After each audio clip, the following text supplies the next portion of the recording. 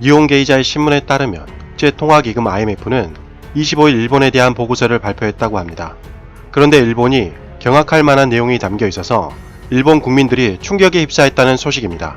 어떠한 이유인지 확인해 보도록 하겠습니다. 구독과 좋아요는 영상을 제작하는데 큰 도움이 됩니다. 꼭 부탁드립니다.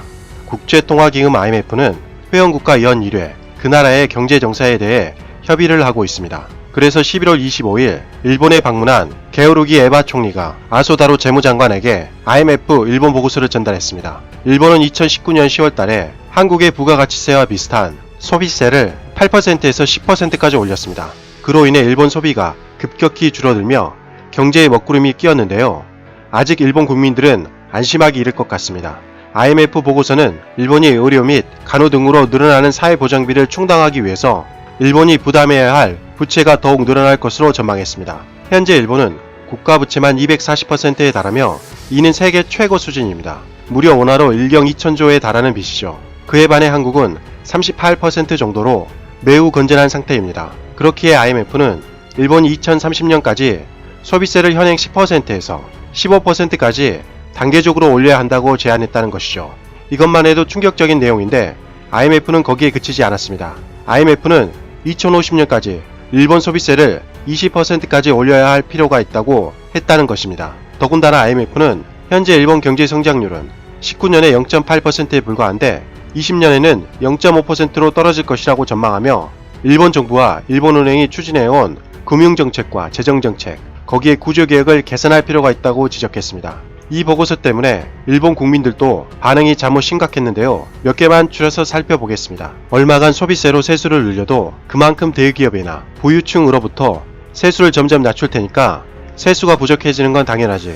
게다가 일본 국민 생활 수준도 점점 낮아지고 저출산뿐만 아니라 고령화도 진행되니까 점점 세수는 줄어들 수밖에 없어. 분명히 아베 총리와 자민당이 집권하고 있는 동안은 소비세를 100%, 200%로 올려도 모자랄 거야. 옛날에는 소비세도 없었고 간호보험료도 없었다. 지금 세대만 왜 계속 가난한 걸까? 유럽의 소비세가 더 높다고 하지만 소비세 의존율, 모든 세수액에 대한 소비세 징수액의 비율은 이제 일본은 유럽과 크게 다르지 않아.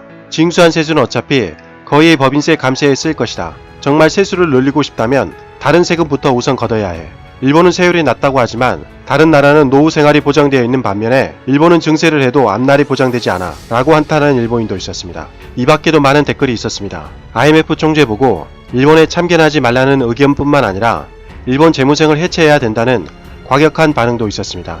심지어 IMF 보고서는 믿을 수가 없다는 댓글도 있었습니다. 솔직히 부가가치세 10%만 해도 부담스러운데 만약 20%까지 올라간다면 정말 끔찍할 것 같습니다. 최근 짐 로저스 회장님이 일본이 도쿄올림픽 이후 쇠퇴할 것이라고 부정적인 언급을 했던 상황과 IMF 일본 보고서가 왠지 묘하게 겹치는 것 같습니다. 이상 가치왕 채널이었습니다. 지금까지 시청해주셔서 진심으로 고맙습니다. 항상 건강하시고 복 많이 받으세요.